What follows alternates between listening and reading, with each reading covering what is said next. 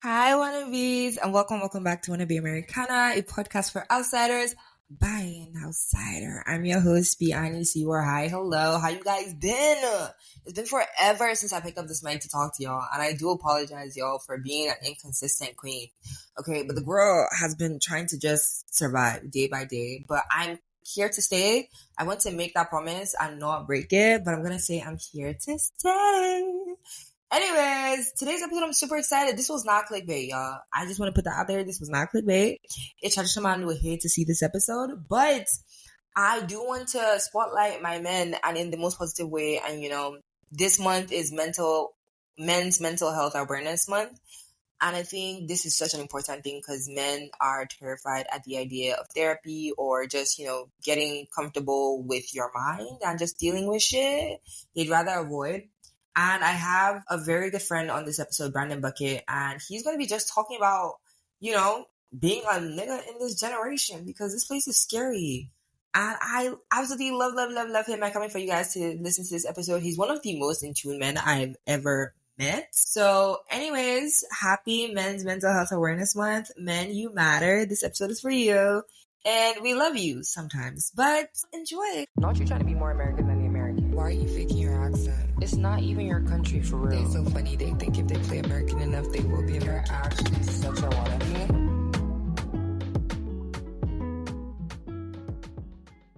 Branson, hi. Hello. What's good? Hello, hi B&M. Thank you so much for having me on the show. Why are you calling me B&M? Dude, we've met each other like 3 times. It's Bianim or it's Biani. B&M. Yeah. Or just Biani, yeah. I'll go ahead and apologize. I got it. No, you're fine. You're fine. Okay. First question, I do want to know because I just feel like men have like this certain thing where they're taught how to be. So, what's one thing you were told about how a man should act when you were growing up? If we're talking from the stance of just being really young, the one thing I was always told was to not cry. Like growing up, I was like, I had a nickname called like Cry Baby because I was always like crying or I'm the younger brother. I'm the second to last. And growing up, I was always told like I can't cry or anything. And Okay. I think in turn, it was kind of like saying, don't show emotion. But who was telling you this? Was it your dad or your mom?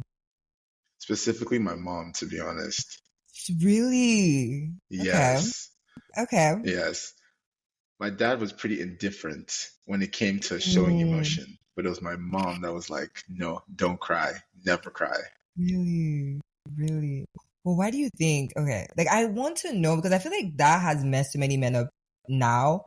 It's like, why do you feel like motion or not emotion, but like emotion for men is like discouraged? Like you have to always like appear strong and like you're not vulnerable and like nothing can get through. Like, why do you think that is? Nonchalant? I don't know if that would be nonchalant, but I feel like the case is so a man can be taken seriously, if that makes sense. As I've grown older, I feel like all of it ties to a lot of how you're perceived and how you're respected by others. And I think to most men, and I don't even know if I just limit it to just African men or Nigerian men, but I think to most men, overshowing emotion can be some sign of weakness that can be then controlled, if that makes sense, by others. Therefore, Okay. it's like encouraged to not. But how would you be controlled by women or like by other men? Okay, wait, let me rephrase. Do you not like showing emotion in front of women or in front of men? Like, which is more awkward? I would say if I see a man cry, like that freaks me out. But like women or men, like. I think right now it may be harder to show full emotion in front of men. Me speaking personally, from when I was younger, it was harder to just in general for both. But I think from growing up, from being around a lot of like my really close like homegirls and stuff, it's been easier to show my emotion in front of women. And showing emotion in front of men isn't as challenging if it's a safe space, but it's not always received well, if that makes sense. How does that kind of like affect men's mental health in general? Like not being able to like fully show your emotions towards like people you would consider like your close guy friends. Like, how do you feel like that affects, like, not being able to show your emotions in general or be vulnerable in general? Like, how do you feel like that affects men's mental health? I think it makes a lot of men feel lonely, if that makes sense. When Mm. a man isn't able to really show their emotion to other men or to anyone around them, Yeah. they carry all of that on their shoulders, they carry it on their back. Mm-hmm. And when they do Yeah. that, that burden eventually, the weight starts to compile. And I feel like then a lot of Yeah. men have this type of feeling of, I have to do it alone. I have to overcome alone. I think Yeah. Yeah. from the mental health standpoint, it's of course not positive. I would say, and then this is just from my experience, maybe just a few friends that I have talked to. Mm. It builds this spirit of like loneliness to just have to figure everything out by yourself. Well, let me ask one question first of all. Are you in therapy? My therapy journey is kind of funny. I was in therapy, but not. How was the So experience of therapy? it was great, honestly. I feel like therapy is a great place to just go ahead and let it all out because it's someone that Mm. knows absolutely nothing about you and can give an unbiased opinion. Of course, Mm-hmm. yes, they're gonna be on your side. So when it Yeah. comes to maybe certain things that have to do with like a relationship or you and another person, they'll always Mm-hmm. choose your side. But I think Mm-hmm. when it comes to unearthing a lot of emotions, a lot of thoughts, a lot of things that, you may know the answer, but you just need some other perspective, it's a Yeah. great place to dive into all of those. But you know that like most African men, at least like traditional African men, don't believe in therapy, right? Yeah. And I This feel is like very true. I feel like the traditional African men are the ones who need to be in therapy. I personally feel like if I were president of the world, everybody needs to be in therapy because everybody is off in some kind of way, right? But do you also feel like the reason why most traditional African men are not in therapy is because of how they were raised to not show their emotion or be strong? Yeah, I think that definitely plays a big part into it. I think, and I have friends that would be, like you consider like traditional Nigerian men, right? Mm-hmm. And yeah, you're right. I would say they're off, but they have their quirks, Mm-hmm. and I think some of them I can imagine probably wouldn't go to therapy. And I think the reason why is because in their mind they don't think anything is wrong with them. They Yeah. don't think anything they're doing is wrong. I think it comes from a lack of self-reflection. And this is just in turn, like I Mm. would even say this for just anyone who is I think a lot of people in our day and age aren't taking a second to reflect on their actions, right? Like Mm-hmm. they're not thinking bigger than just themselves sometimes with their actions. Yeah. Therefore, they don't think anything they did is wrong. And something like therapy Mm. where, you have to really like talk about your actions and have someone Yeah. not And you're like, ridicule it, but why did like you do that? dissect it. Why did you do that? Were you hurt Exactly. as a child? hmm Probably. Exactly. Yeah. Okay. Okay.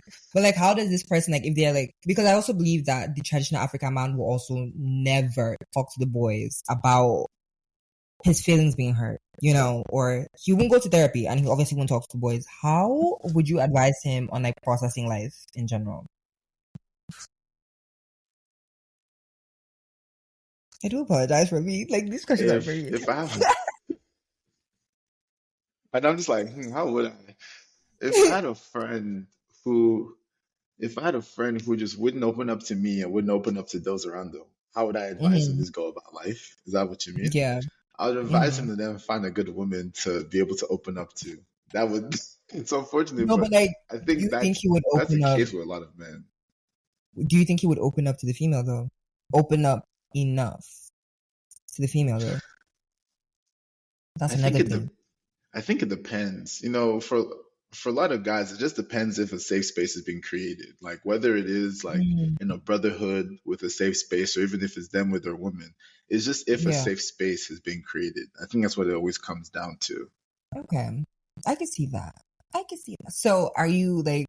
Would you say that for like the traditional African man, or for like men who have like a tough time showing their feelings, just need a woman who is open to creating a space where it's like, you're fine, like come and cry on me, like you're okay, Yeah, I think if that space is created for a guy, it would make it a lot easier. But I mean, that's a, backtrack. But the first thing you said is literally if a guy cried in front of you, you'd be you'd be shocked.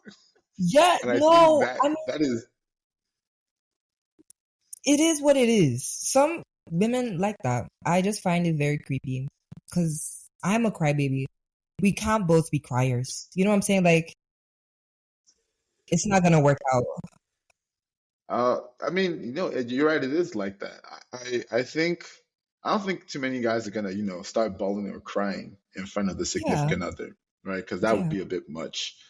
But I think that if Mm-hmm. there's some level of like how much can they open up? Maybe not to cry, but like, if a guy just open, it's hard for a guy because also like we're raised to be told don't complain, like just do it, Yeah, right? Like just get it done. yeah, And yeah. everyone gets to that overwhelming period where they just get so flustered, and they're just Mm-hmm. like, man, it's been a long day. XYZ is annoying Yeah, me. This is annoying me. And when a guy has a good woman, it's just yeah. like, they can just talk about it at least, just let it out Mm-hmm. because containing it in Yeah, is hard all the time. And I think yeah. that's just the challenge is just finding someone that could be that space. Hmm. Okay, okay. Do you think men's mental health is kind of a luxury? So you know how like there's certain things that we have as luxuries, and sometimes I feel like men could decide like, you know what, like instead of me talking about my feelings, I could always go and punch a box. I could go and do something else. You know what I'm saying? Like some men don't take care of their mental health. Like they don't see it as important as their physical health. You know what I'm saying? Or some people don't have the privilege to focus on their like mental health type thing. So like in that sense of things, like would you agree that men's mental health is a luxury, or do you think it's something that is necessary for all men to like tap into? It's both. Okay, there it is. Yeah, it's both, honestly, if you ask me. I think it's a necessity. I think Mm, it's as necessary as, taking care of your body, taking care of your mind, taking care of, how you feel inside. You should want your mm-hmm. mind to not only be sharp, but to be clear of any kind of self-doubts or any kind of Yeah. random speculations and such. But I think it's a luxury because in order to get to the point where you can then focus on it, you kind of have to if you aren't prioritizing it already, you kind of have to have the time to reflect on it. It's like someone with just like their health, right? If life Mm, in general is just constantly bombarding you left and right and center, you wouldn't have time to think, oh, let me go to the gym. You're just like, I got to take care yeah. of this. I got to take care of this. I got to focus on this. So it Mm, is a luxury. It's a priority that I feel like most men should reconsider and put at the forefront of their thinking. But not mm, everyone has that time and luxury. That's the unfortunate thing about it. yeah. Okay. Okay. Okay. All right. So I want to kind of like ease things a little bit with Hmm. apartment updates. I've Okay. been, well, I don't say I've been stalking, but like, I've been watching your apartment updates. And first of all, I am obsessed with your apartment right now. Okay. Like, I love it. It seems so calm. It seems so cozy and cool. Right. But what is your most recent apartment addition right now? So thank you so much. Thank you so much. I'm just building Yeah. it together. My Mm-hmm. most recent one is this checkered green and tan rug that I got from Okay. a brand called Revival. Mm-hmm. When I moved into here, I knew it didn't have like, I've always been like, didn't want to add too much color in my space. So I Yeah. kept it very tan, very like Mm-hmm. black, very simple. And I Mm-hmm. was like, I want to change up. I want to add something. So I was Yeah. looking at just different rugs. Mm-hmm. I found this one. It was checkered. It was something different because it wasn't just a simple, solid color rug, right? Mm-hmm. So I added it. It's pretty large. It takes up a good amount of the space and it just Yeah. brings a new life to it. So I was really excited Mm, about that one. yeah. It looks really nice too. My favorite update from you right now is um your projector setup. I want to have a projector in my apartment when I do. I don't want to have a TV because I just think like that's boring.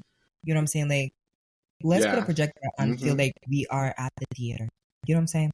Have the Hmm. popcorn, chill. Let Yes. it be an Hmm. experience. Yeah. Yeah. Right. So A vibe. That's how it should be. yeah. Mm-hmm. Now I do want to ask because Brandon, I've been to a couple of messy apartments, and it's just like there's this thing where it's like guys' apartments are always messy. What's your take on that? Because I'm a very if my place is messy, the brain is messy. The life, like if my space is messy, I'm probably depressed. That's probably it. So But that might not be the case for some men. So, like, what's your take on like men with messy apartments? Is it an aesthetic, or is it like they're not okay in the head? Is this a sign that something is wrong up there? That is so funny. I think for a lot of guys, it's not a priority to take care of their space, you know? Mm, Maybe guys are all about necessities. I'll tell you that right now. We're all about necessities. Do I have my laptop? Do I have a mm-hmm, TV? Do I have my game? And do I have the couch? Everything else is depends on the person. Some people want plants, some people want rugs. I wouldn't mm-hmm. say that that's like, oh, run, something's wrong with that guy. But I definitely do Okay. believe that it's just if the necessities are there, let's say it's not even like messy, it's just empty. You know, the guy's Mm-hmm. trying. You know, that one is Yeah. just more will come. But Mm-hmm. funny thing you mentioned the whole thing about like a messy apartment and you can't think. I think that one, I share that same sentiment. I don't think it's as Yeah. common. Some guys do like to Mm-hmm. just go ahead and like tidy up because I think like after a long day or just before they prepare for the following week, resetting and setting up your place does make you feel more put together. Mm-hmm. But that's for I guess some of the men that have had the time to create a space that like the way it looks. For the most part, Mm-hmm. I would say that, as long as the necessities are there, maybe that's not, maybe everything's not falling apart. Okay. Okay. But another thing I do want to like speak on with like all of this, like keeping your space clean. Most people think that like men who take care of themselves. Okay, and I also think this is because like men who are on social media too, like when they see guys like doing all the skincare and like doing all the things, like what is the deal with a man wanting to just be clean and just be? You know, the girls got all their stuff. Why can't the men have theirs too? You know what I'm saying? It's, I think no, that's a great question. There's been a lot of takes with that on my end because, first, like you mentioned, yeah, I think there's nothing wrong with the guy just wanting to clean up after themselves, right? Wanting to shave or just shape up or whatever, because you should look Hmm. presentable wherever you go. Yeah. I think the take on it, I don't want to just call it as hating. Well, honestly, I think that is what it is, maybe. Maybe Yeah. I've also been on the receiving end of that, where it's like, since you're cleaning up and whatnot, something must be wrong. What's going on at home. Or like But I you think the receive comments reality, like that. yeah, things like that. Yeah. And it was a challenge at first, but like you mentioned, it's just someone taking care of themselves. I mean, Yeah. I feel like it's just grooming, which I think most men should do. All men should do. You should be able to groom Yeah. yourself, in between those times when you're not going to the barber shop or if you just need to prepare yourself before, going to Mm, something for work or going on a date, a guy should be right. able to. I feel like a lot of most of what I even use, but the thoughts against that might just be men that are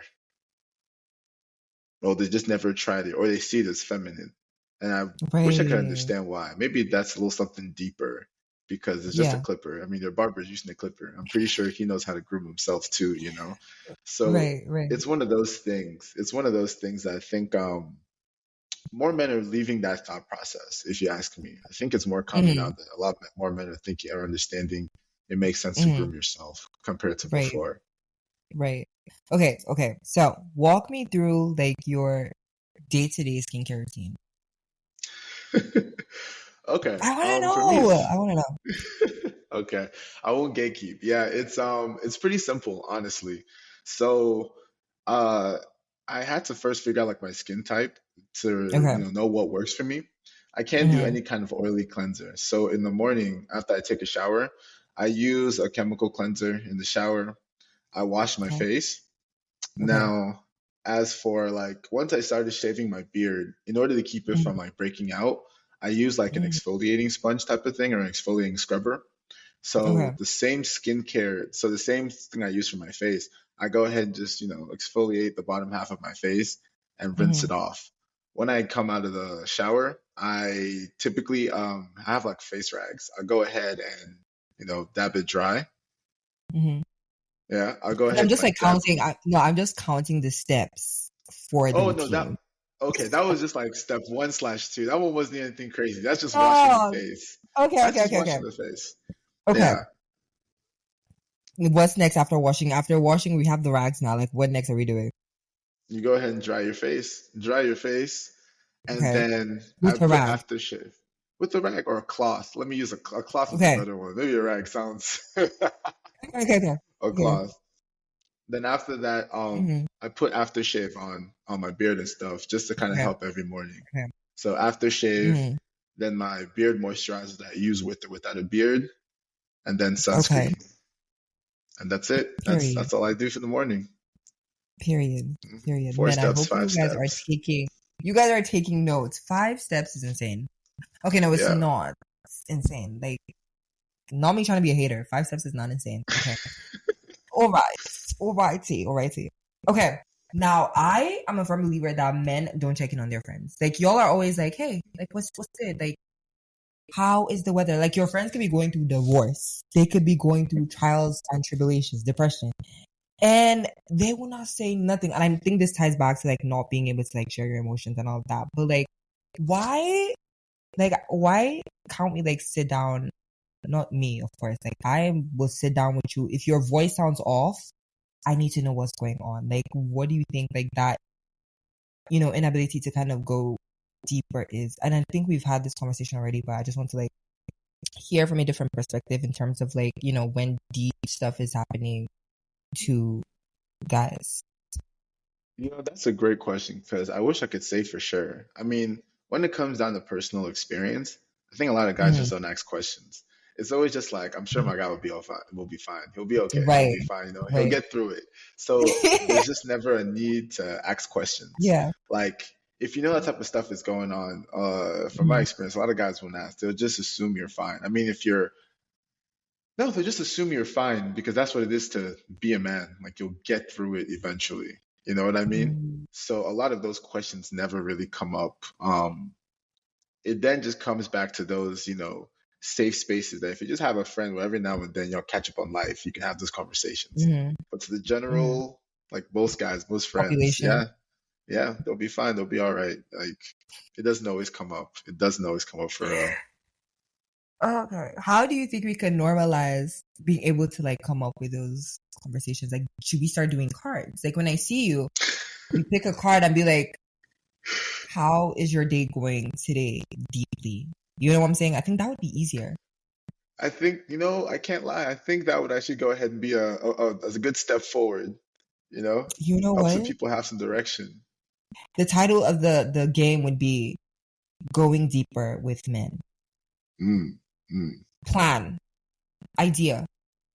Idea. I think you should. I think it'd be a good start. Go ahead and get some guys moving in the right direction.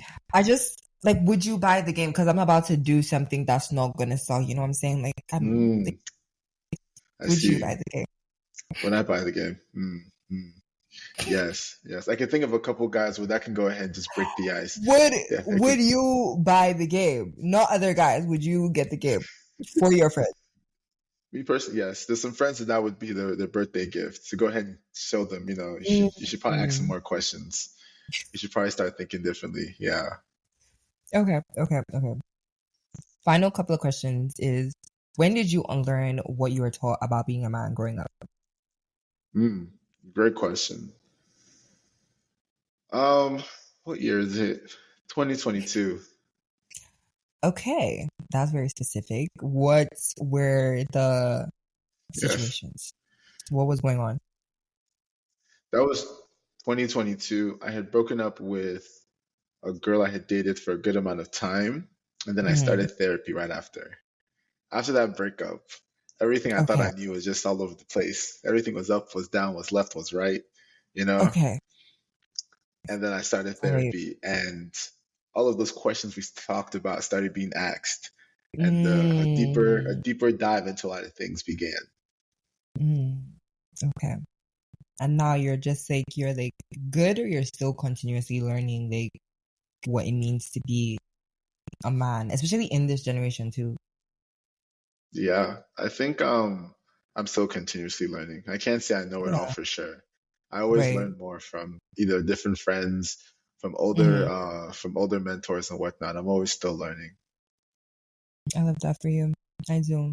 And I hope that this is kind of like a wake up call for my my traditional boys out there. Like, it's cute, but like, it's a lot. Anywho, what advice would you give to younger you?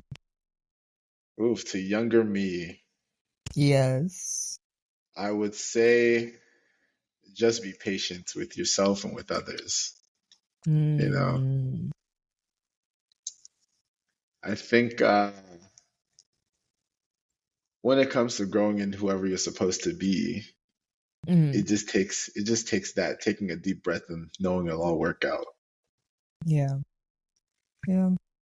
Okay. Okay. I think that's also like kind of my own thing, like being patient and just like letting things just be kind of instead of trying to like force everything to like happen exactly how you want it to happen for yourself type thing. Okay. Yeah. And what's one thing that you wanted to say or you would want to say that we haven't spoken about today? Mm. About men's mental health. Maybe something along the lines of I liked how we talked a little bit about therapy. Maybe diving a little bit deeper Mm-hmm. into that. Like maybe major topics that every man should have in therapy. To go ahead and start unearthing some things. Things like that. What are some Yeah. major topics that all men need to have? Mm. I think one, family. Okay. Again, therapy is so unbiased that if you say anything about family, you don't have to ever worry about it coming back. It's someone you'll never meet in life. Mm-hmm. Two, I would say is talking about deep relationships. I think all you should unearth a lot of your relationships in therapy. Mm-hmm. You start to see your pattern recognition, or you start to gain pattern recognition. You start seeing Mm-hmm. what is your type, why you're attracted to that type, what Mm-hmm. exactly is it that you actually want, and then you get into what your values are, which is another really Mm-hmm. big thing I think you should talk about in therapy. Mm-hmm. I would say those three. Okay. Okay. Hear you. Well, thank you so much for hopping on this, Brandon. I really appreciate you. And I know the men who will listen to this appreciate it too, and the females too. So, yeah. Thank you Thanks for so much for being having on me, here. Biani. Also, before I let y'all go, I just wanted to let you guys know we have one more episode till season 1 is done. The era is coming to an end, y'all. I'm bittersweet about it because, like, this is my baby. Season 1 is my baby. It is, how I started Want to Be Americana. There's 50 of us here. Update. There's 50 people here who literally just like to hear me talk, which is insane. And I love you for life. Okay. But season 2 is coming out. And I'm so excited for you guys to see season 2 because season 2 is like a whole new era, a whole new brand, a whole new theme. We're going to be doing a bunch of rollouts soon. But I'm just grateful for y'all. And I just really hope that, like, this podcast is not me just yapping, like, I don't ever want it to be me just yapping. I mean, it is me just yapping, but I hope it's like me yapping with purpose. You know what I'm saying? Like, there's probably somebody out there who is listening to this and is feeling like they're not crazy, they're not alone, they're not losing it, So I really, like, at the end of the day, that's the purpose of this podcast, a podcast for outsiders by an outsider. You know what I'm saying? And if you are in this in between in your life, because that's kind of where I'm at too, you're not alone, okay? And we're all wannabes at the end of the day.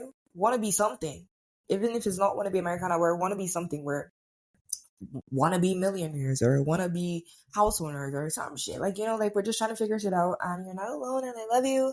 And I'm gonna go now before I start to spill my guts more than I need to. I'll save that for the next episode. But love you guys. Don't forget to share, subscribe, share this with somebody who needs it.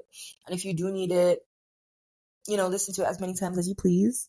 And also, go check out our page on IG. We just did a rebrand for the page, and I feel like there's a lot of, bits and pieces here and there that I think would be very valuable to you guys. Also, we do have a blog, even though I shouldn't be advertising this because I haven't updated that blog in forever. But if you do want to check it out, it's also on my IG links. Oh my gosh, yo, we just started the wannabe hotline submissions. So if you have any questions, anything you want to share, talk about, because I know so many people when I first dropped this podcast, everybody wanted to like say something and like share their experience, and I can't do that for everyone, but I would do my best and probably like create a section for us to just like share our guts. I'm probably going to name something really cool. Also, let me know what you guys want me to name that. But yeah, please send in your submissions on the wannabe hotline. I cannot wait. for y'all to do that. I love you guys, and I'm gonna go now before I keep talking. Okay, bye.